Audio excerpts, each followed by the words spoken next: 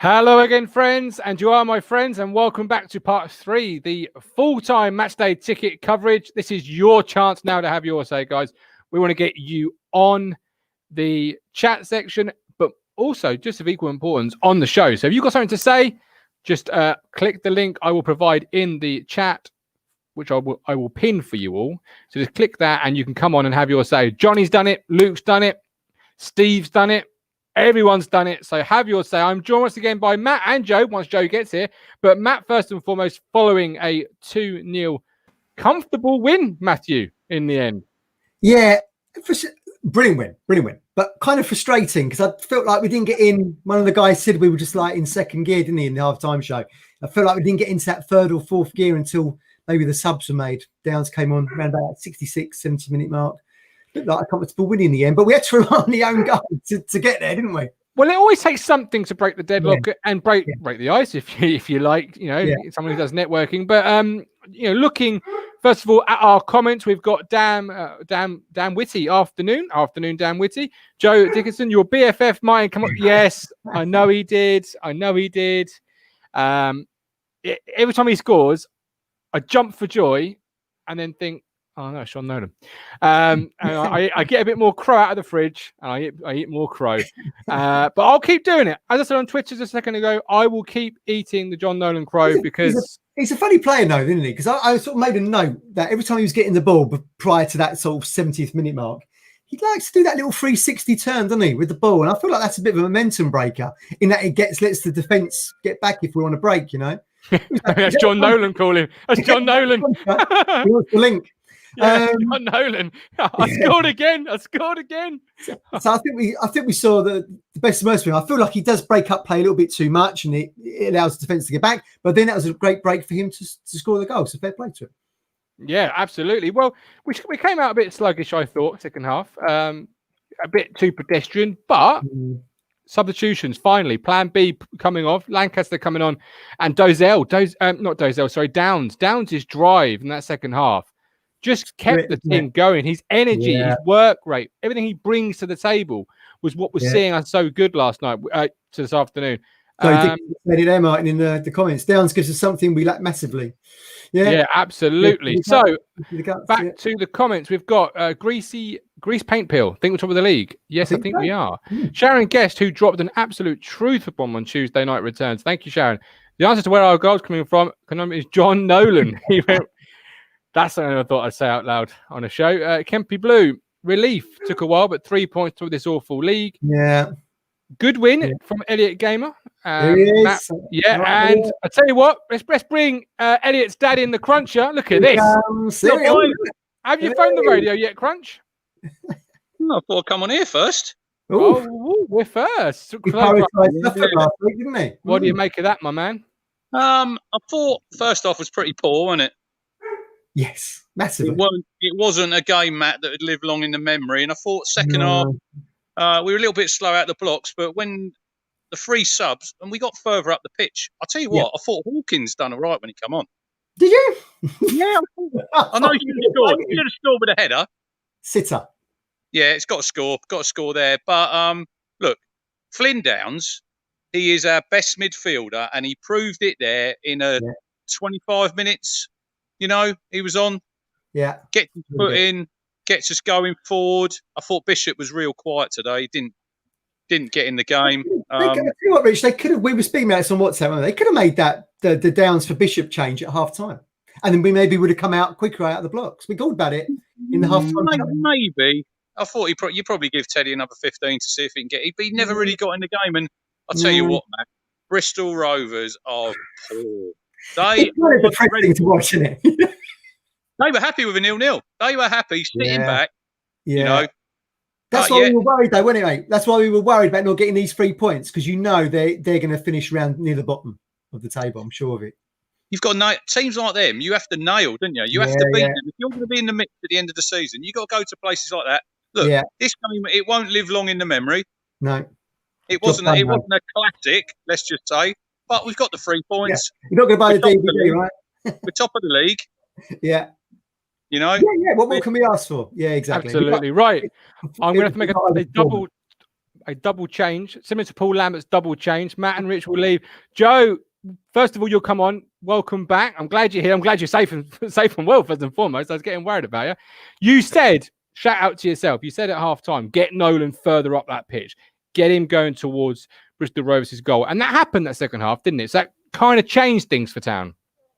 Well, yeah, they just went a bit more direct without, having to say direct being long ball. It was nice to see the passes were much more forward rather than side to side. And I think with the likes of Dazelle and Nolan, letting them play a bit more and having an anchor, I think Finn Downs provided that much more when he came on. Although I must admit there was a lot of variation. They were moving about all over the place, and I think that was by virtue of Bristol Rovers being quite poor, and Ipswich had a lot of time and they could interchange a lot more, so there wasn't really taking up the positions. But no, the thing for John Nolan, which we spoke about in the pre-game as well, that forward pass he played with his left foot through to Gwion Edwards, and Edwards did everything right, and it was a great clearance off the line. That was really creative, and we were talking at half-time about the lack of creativity, and there it was. And fair play to Nolan, who obviously sometimes fans want a little bit more, and sometimes they think he plays quite consistent and solid, but that was a really clever pass. And hopefully, it's a good chat from Lambert at half-time, perhaps, saying we need to be a bit more direct, and they certainly should have. I agree. The two goals, one's an own goal, and the second one as well, the guy slips over, and you've got to be there to capitalise on the situation and be clinical, and Ipswich were. But yeah, no, really good second half performance, much more improved. But yeah, all taken in stride and given the circumstances. Absolutely. And I see you waiting there, Hawks. I will get you on very shortly, my man. JT, subs made at good times with correct personnel. Kudos to Paul Lambert, a fine 2-0 after a poor first half. It was the changes really that sparked Town into life, didn't it? Yeah, a bit of energy, and it changed the style of play a bit. And other players were, we've seen Dazelle go more to the left. It would have been good for Hawkins for his confidence if he could have scored that header. That's exactly why I think he's been. How did he miss? Well, this is it. From the out, we don't get different angles, do we? But it looked like it kind of glanced across his head because he got, exactly. Eric Claxton there, still driving home. I nicked your joke this time. This time mine. But yeah, no, it kind of like the ball was whipped in with a bit of pace, and it's almost like he got a bit on it, but it was almost across his forehead, and I think it almost went out for a throw, didn't it? But that's if that's his first clear-cut chance in a Town shirt, possibly. I don't know if he had one on the other night, but sniff, did he? Didn't get a sniff. So, and he come on and yeah, I think, changed it about. I think the fact you can do more subs adds a different dimension to it because it does make it quite more fresh. But yeah, no, some nice additions. And again, it would have been nice if he could have got that goal at the end. But I thought, must admit, when Downs come on, it changed the game a bit, and Lancaster as well, I thought was quite encouraging. And I know he ran into traffic a few times down that flank, and it's not always going to come off for him and stuff. And he had a chance that was offside, but I didn't realise how long he hadn't been playing first team football for. So to come back in today and get 45 minutes under his belt, however long it was, 35 minutes, I thought that was really, really good for his confidence as well. And a great team to be up against, Bristol Rovers, lacking in confidence. We said as well, did they take anything from the 3-0 defeat? Well, it looks like all they took from it was the best we can manage is a draw with our current squad, and that's how it kind of planned out in the end, how they performed. Yeah, and they had very little. I've got plenty of comments coming in, guys. I absolutely love that, but get them in again. If you've got anything to say on today's game, anything at all, drop it in the chat section, or you can come on the show live. I'll just jump to Facebook first. Lou and Stu Hayden, great second half, dominated the game and just missed a cutting edge. Norwood looked rather poor. Bill Old, we still only play one half decent football. Norwood full of offsides and rough play, did nothing. His own loss. He won't play in games. Phil Brown only watched second half, but thought we were miles better. And Danny Allen, I hope he will get off Norwood's back while he's in this slump as Hawkins looked poor. Hawkins is in the side to win headers, but looks too lightweight. And how did he miss that? Midfield did well for me, but an awful game. Guys, if you want on the show, just ask for the link. This man here did. Jordan, your windows are safe still. How about them apples, boys, eh? Beautiful stuff. What do you think of today's game? Yeah, I thought it was all right. Dreary first half. Second half, for me, everyone's slating Hawkins. I thought he changed the game as such. I wouldn't say he was Captain Marvellous, but you could tell when he come on, Bristol Rovers players, anywhere his movement was, they were going towards that side. He was bringing men over each time. Downs, as the Cruncher said, best midfielder at the club, bar none. You saw that as soon as he come on. Add a bit of crunch to the game, doesn't he? Sticks his foot in everywhere. Special mention goes out to James Norwood, who was offside more than he was on. Absolute toilet once again. Harsh. Come on. Kevin Phillips spent a career of being offside. What did he do?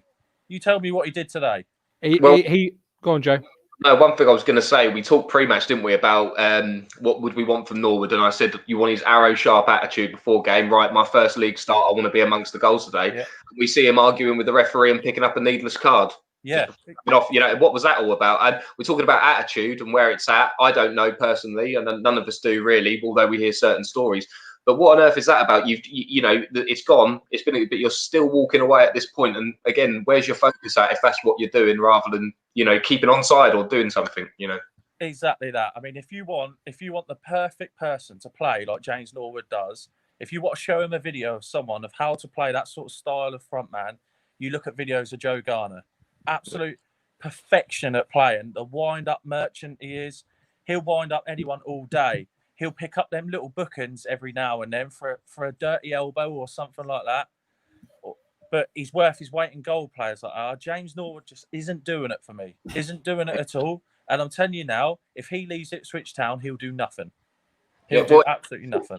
If he went down to League Two, he might manage to get a few goals. So like that. But you know what I mean. This is, like I said. We said this is his biggest club by a country bus mile, and we're talking now over 12 months down the line, aren't we? So something's got to happen sooner rather than later. And again, today you talk about Garner. He pushes it just to that limit every time. And like I say, he will pick up 1 or 2 yellow cards, but he knows just how much he can get away with. Professional, isn't he? Yeah, and that's professional at it. He's an absolute pro at winning a free kick from a long ball. And winning, getting these little yellow cards that just to waste a bit of time, breaking up play. James Norwood isn't a pro at it. He's an absolute amateur. That's what he is. You wouldn't have seen Garner today getting booked for mouthing off to the ref necessarily needlessly, would you? So again, I don't know where. It's just you question where the head's at. I know there's a few clubs that have been linked with him. We sort of is more a few weeks ago's news. It's kind of petered out again a little bit now, but you just think you'd want from the first start. You'd think, right, just my focus today, head down. I think so. Yeah. Yeah. Special mention just before I do go or whatever. Toto Inciala. What a defender he's come back as. They had 2 big lads up front today. From what I don't know if it's a family show or whatever, from what I call shithouses they had up front. And he absolutely schooled them, didn't he? He'll be finding them in his pocket when he gets home tonight, the pair of them. Well, he's come back with a renewed mindset, hasn't he, Jordan? That's what he said in the press. I tell you, you can't believe it's the same. I remember we played Exeter away last season in the VAT or whatever it's called, trophy, whatever. Yeah. And I'm not gonna lie, he was garbage on the day. I mean, he got his pants pulled down left, right, and centre. But what a player! I mean, absolutely. He wants to prove people wrong, doesn't he? And me and Rick looking at ourselves, thinking we best hide behind the sofa. I've noticed a couple like that. I've noticed a couple like it. Nolan, Dizel. Completely different player at the moment. Completely different. It's a handful of them, I'd say, I've seen so far have really thought, you know what, last season we really messed up. We really messed up. And it's about time we start playing for this football shirt. Do you know what I mean? Yeah. We start playing for the badge on the chest rather than a name on the back. The cross Dizel putting for Hawkins was on a sixpence, wasn't it? He should have done better. Oh yeah, I've got no doubt. He should have done better than that. I don't know how long he's been out. Has he been out for a while, Hawkins? I hear he's been out for a little bit of an injury. I do feel like he looks a bit. I mean, his build is. I mean, he's kind of like a Crouchy, isn't he? He's kind of like. Yeah, he's not conventional, is he? Yeah. He's like razor thin, and I do wonder if he's gonna be good enough for us. But to go back to your point with Norwood, I actually thought he did all right in the first half. I thought he was putting himself about a bit, and I said in the halftime show, he gave us that presence that Drinham. Yeah, okay. Maybe I am being a little bit harsh. I do like Garner as well. Yeah, I just, you know what I mean? This is Ipswich Town Football Club. I'm not because we are in League One. I'm not an idiot. Do you know what I mean? But when you've brought in a man who scored goals for fun, he has got a presence, but who, like we explained before, he does all this silly stuff on social media and all this. Wound you up now. I remember you saying previously. Oh yeah, it's just time to get your head down, mate. Yeah, I don't want to see this climbing on cars and I don't know, smacking golf balls at your house and all this crap. Goals in an Ipswich Town shirt now. The fact remains, we have to get promoted this season because we're now in this kind of like this joke of a salary cap. we don't want to be fishing in these waters for too long, do we? No. I think a massive boost if he stays. Some think he won't. Is Kaden Jackson coming back? I think he has to stay now, Jordan, because we've driven out for 2 months. Well, that's what's that. I think they might dip into the free agent market. Okay, I really do. I think they've got to. I don't think you can't now. I mean, I see that lad who used to be at Norwich. What's his name? Hooper. He's been released, hasn't he? He's been released. He's always been a good roundabout this, a good striker around this level. Get you goals, He'll get you goals. I don't know how old he is. Or what? He'll get you goals. He needs Joe. I think he must be about 28, 29. Obviously, he's still good age. Well, he came through at Scunthorpe, didn't he, in League One? And that was when he scored a lot of his goals, which got him his moves. And they were big money moves, let's not forget. I think Norwich parted with a lot of money, and Sheffield Wednesday did as well, I think. Yeah. A lot of money. Wednesday waxed lyrical about him week in, week out. They were surprised really left. Yeah. Do you know what I mean? And do you know, if he's looking for a fresh start in the club, that could be, Norwood off the wage bill and him in. But again, every time you see a performance that isn't 100% or a 5 out of 10 or a 6 out of 10, clubs are going to think less and less about going for a Norwood or something like that if he is going to leave. It does all really depend where his head's at, and I think again I don't think you can. We know what this season's like. Again, Ipswich started well last season. It's long.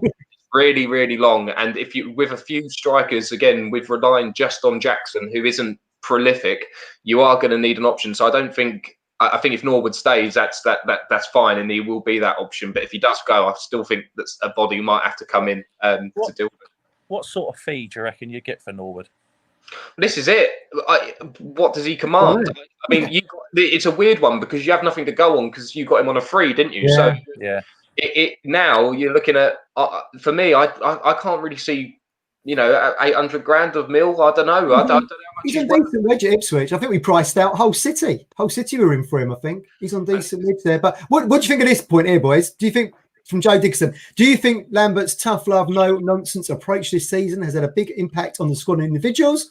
I personally think it's bringing out the best in each player. Goes back to what you lads were saying just a minute ago. They're playing for the shirt a bit more. Jordan, what do you reckon? Yeah, it's the timing of them for me. That's the only thing. I don't mind it behind closed doors. It's just the timing of it right before the season. And fans already... Lambert knows, I mean, whether they read papers or not, Lambert knows fans are on his back. There's no two ways about it. Pressure's on. Joby McAnuff said the other night, it's probably the biggest pressure club in the EFL at the moment because the fans are demanding so much. Yeah. That I just think it's silly that it's the timing and he's made it public. I don't know if he made it public, actually. So I could be talking nonsense, but there's no smoke without fire, is there? Do you know what I mean? That's something we keep saying on the show, isn't there? No smoke without fire. You just don't know. Interesting there, one of the lads there, Joe Dixon, saying, and did you hear Stuart Watson saying we will still be in for a centre-back and a winger before the window closes? So does that mean people are going to come out of the squad? There'll be a big squad if we get another two on now. Yeah, I mean, Gwion Edwards has been linked to a couple. And he's probably done himself did very well today, I thought. Had he got on the score sheet, I might have been tempted to say he was man of the match. He was unlucky not to, really. I'd want to keep him if I was a Town fan for if the deal weren't right. If the money weren't quite right for Gwion Edwards at the right time, because someone might try and nab him now, and he might go on and be a lot more become the end of the season. Yeah, let's try and keep our best players because we need to go. Like we just said, we need to get promoted this season. We need our best players to help us to do that. We keep what we've got. We keep what we've got, and maybe add. I don't know. Do you know them loan players that you maybe get in that? Might do something, might not. That sort of signing. Do you know what I mean? I don't expect a wow signing because, blimey, we haven't had a wow signing for about 40 years. But I don't expect a wow signing. I just like a player to, to fill the gaps, fill in holes, just help us along, plodding along the way. Because there's a lot of games, especially in October. We've got some crazy amount of games. Look at Saturday, Tuesday. And people like Lancaster ain't going to be able to do it, not after coming back off massive injuries. No, young lad as well, isn't he? So that'd be a lot on his shoulders. I'd like to see us get some kind of little bit of flair in, do you know what I mean? Like a Martin Royce style, or when we saw Bersant Saliba. Bloody hell, you're opening, yeah. Or Tom Lawrence. Those people are going to get you off the edge of your seat. Those kind of players would be nice little something like that. With what budget, man? Where's the money stream coming from? We're talking loans here, aren't we? Nothing comes for free in this world. Martin, one thing I would say is them loan players, these young loan players, they come in and some of them you haven't even heard of. I remember talking to a Leeds fan last season about Ben White, and he was gutted they'd signed Ben White. Absolutely devastated they'd signed Ben White. Tony Dinning. And look at him now. You know what I mean? I'm not saying the same sort of calibre, obviously. I mean, I'd take John from the Sunday League at the moment. But I just like that player that might have something. Do you know what I mean? Yeah. That you can give him a chance, and you know he might light the place up. You never know. Do you? Tom Lawrence, I weren't thrilled with. Didn't we know who it was? I was just like another loan signing. Do you know what I mean? You never know, do you? Yeah. We joke, and I doubt he would come down. But Joe, me and you were speaking last week on the Championship show. Burson Selena, only £3 million is what they're asking for him now, Swansea. Now, I'm not saying Town have got 3 million. I'm not even saying Selena will jump down in the division. But if that's the winger that's in that price, that price category, Town aren't a million miles away, surely, from finding somebody at Southend, for example, or League Two level, who can come in upper division and offer something pace-wise. Well, let me tell you won't be finding it from Southend, but sorry, but yeah, no. And well, again, I think with this wage cap, you're going to have to work within your means a little bit more. And I think the problem is as well, it's all well and good saying let's go and actually make a signing, even if it's for £1 million, even if it's for £2 million, because football clubs, even Ipswich Town, when the money is a bit more tighter, you can work on a forecast. You can't work on a forecast in a global pandemic. And I think a lot of clubs are thinking, am I actually going to be committing financial suicide if I purchase a player here and we don't have any fans in between now and May? And I don't think clubs can commit to signing players like that unless they've got serious money or at least they've got a steady stream of it. And they're not going to get steady stream of it with no revenue, with no gates. And for Marcus Evans, who says, he says he covers the club's debts, but a club that's not making money at the moment, like a lot of them are, how can you realistically say £3 million, £2 million when it could be for the detrimental of your long-term survival? And that's where we're at now, unfortunately. Yeah. Go on, mate. Go on, John. The name on my lips. I tell you who I'd go out and I'd get, and I know we'd get him on the cheap, and I do apologise because I know I might upset someone here, but Callum Harriott. I would go out and get Callum Very Harriott. good player. Mentioned before. We got Kane Vincent Young for what, 500k? Kane Vincent Young is a 500k player. Absolute no chance. Callum Harriott, you'd pull Colchester's pants down. I'm telling you. And we said this I said this in pre-season on here, didn't I? I was saying how would you go? I think Martin asked me how would you think the club would deal with a bid for Callum Harriott, and it's not a case of how would we deal with it. It's just how can we deal with it? In the situation we're in, and especially when you hear what Robbie Cowlin said previously. Now Harriott was on the bench today, so. Yeah, he came. Yeah, Harriott was on and we won 2-0. We beat Bolton 2-0, and he came off in the second half. So it was, it was a good result. Honestly, now given the circumstances of the pandemic and the finances and stuff, Kane Vincent Young pre that 500,000, you'd think that Callum Harriott would be between 500, 700 max, and you'd think that perhaps Town would stretch to something like that on someone that's had previous Championship pedigree and is still a good age at the moment. So, I just have to be realistic. Don't go, of course, my heart says, oh, no, I love Callum Harriott. I want him to stay. We're scarce on players. But I'm also realistic. It's happened time again. Sears, Wordsworth, Kane Vincent Young. That's how it's followed suit, And, you were looking at Sammy Smodix, or, a lot of fans were saying that's the sort of player that we should be going for. And Posh got him. Callum Harriott as a left-footed winger as well, which would bring you a bit more balance perhaps and stuff. I know Lancaster's left-footed, but with Edwards, it'd be a fine signing, I think. But again, I liked him when he was at Charlton. I think it was good when he was at Charlton, and that was going back sort of 3-4 years maybe. I tell you a player I'm thinking about. If we're talking about a centre back and a winger, player that can do both, and we saw him last week, Cal Naismith at Wigan. Because he was a makeshift centre back, didn't look out. Scored today as well. And he scored today, did he? And he's a winger, really. He's a winger, really. Yeah, absolutely. Right, Jordan. Hopefully you'll join us tomorrow or next week. But cheers for coming on, guys. You can still have your say. Just ask for the link, and you can come on like Jordan has and dominate the show and just tell us what you think.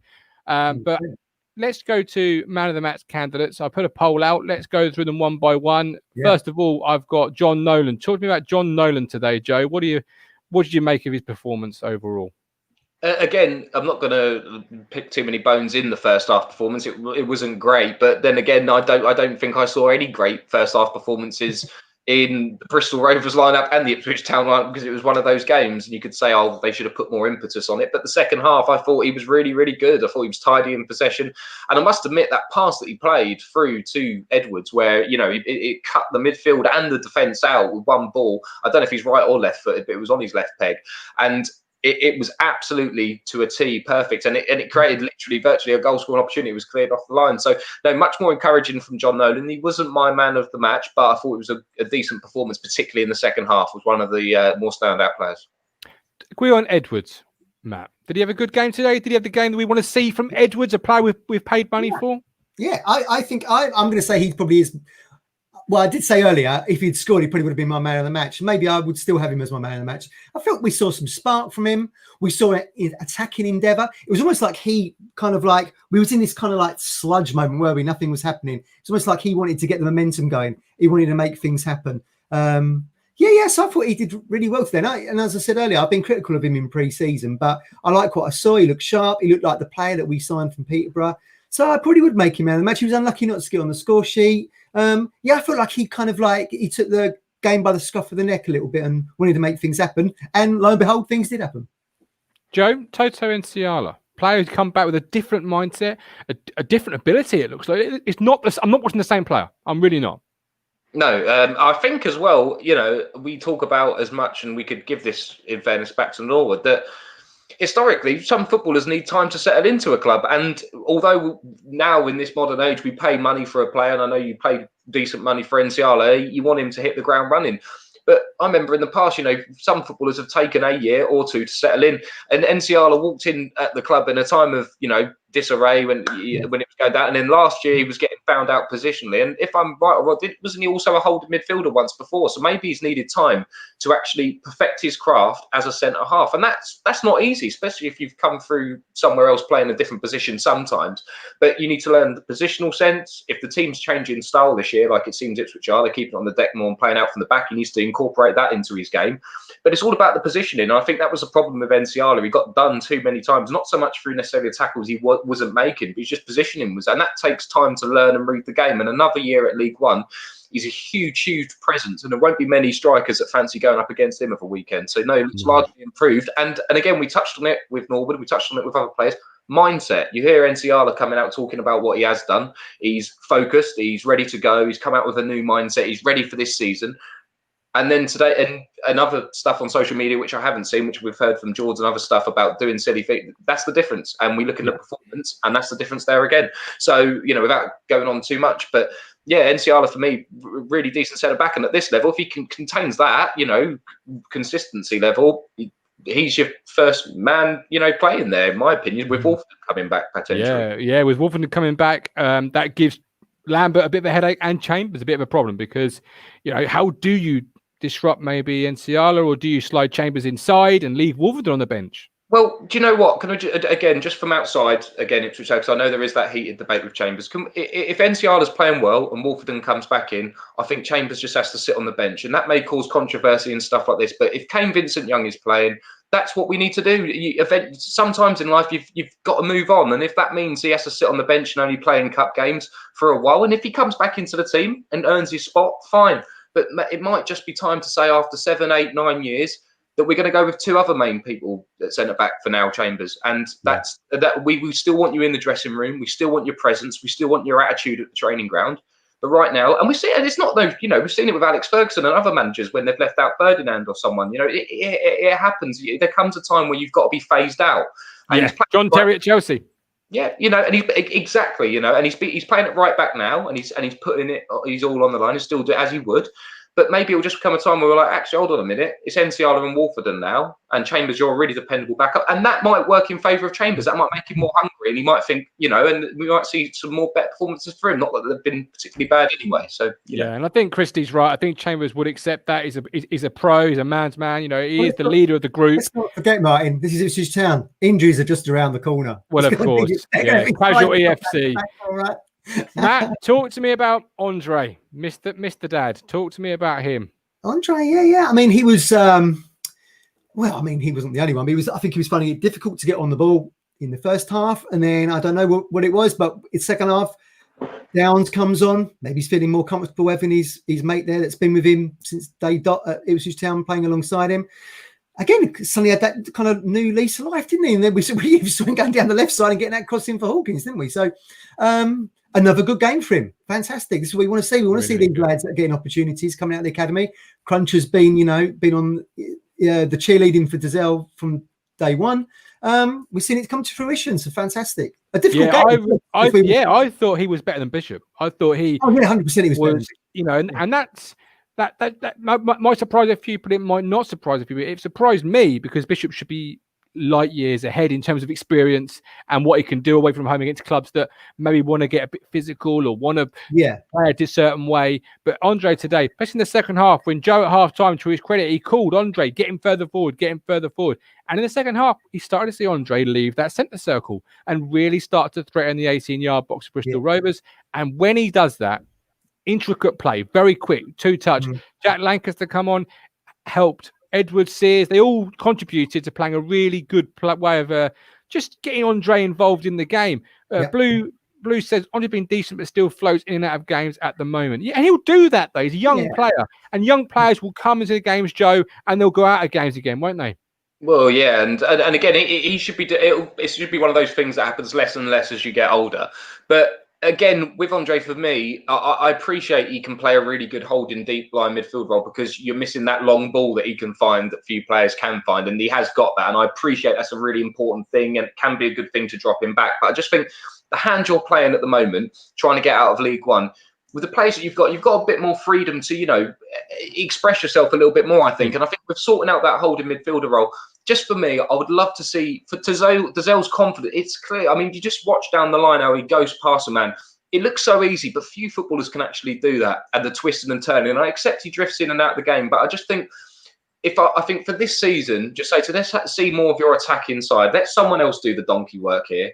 And let's see you on that left, that with bringing the balance to the midfield. Because I think if you're 35 yards from goal and he's jinking and turning, he is going to be the guy that's going to find that pass. Not to say Teddy Bishop can't, but what I've seen so far this season, he's going to be more likely to find that killer ball and unlock that defence in a game that today that was looking like it could have gone that way for a long time. So I think although he could become a really good holding midfielder and can play there in the big games this season, let's see him a bit further forward. Let's give him a license not to have to track that every single time or win every single tackle and see how he gets on. Yeah, I think Grease Paint Pill says a fantastic point there. Not only is it a fantastic username, that's a fantastic point. If Teddy plays 40 plus games this year, he'll get that practical experience because Teddy might be older. But we've got to remember he's not had the games that a player of his age would have already had. But it was nice to see Dozell playing well, and overall the team just having that plan B off the bench. But we're done. I think that wraps us up nicely. You can listen to this back on audio. Guys, a lot of love for the Crunchers in today's stream, both pre-game and during the full-time show. He'll be back tomorrow with myself and Matt at 1:30. Talking Town returns. I'll be back tomorrow morning with Joe, 10:30 for the championship. All things championship, including our Predictor League. Any final thoughts, my friends? I think we should be relieved that we got 3 points in the bag. I think 1 point we'd have been really disappointed. So fantastic. I think it was all about the result over the performance a little bit now. Absolutely. And we'll see you all tomorrow at 1:30 for the Talking Town show. Catch you all later.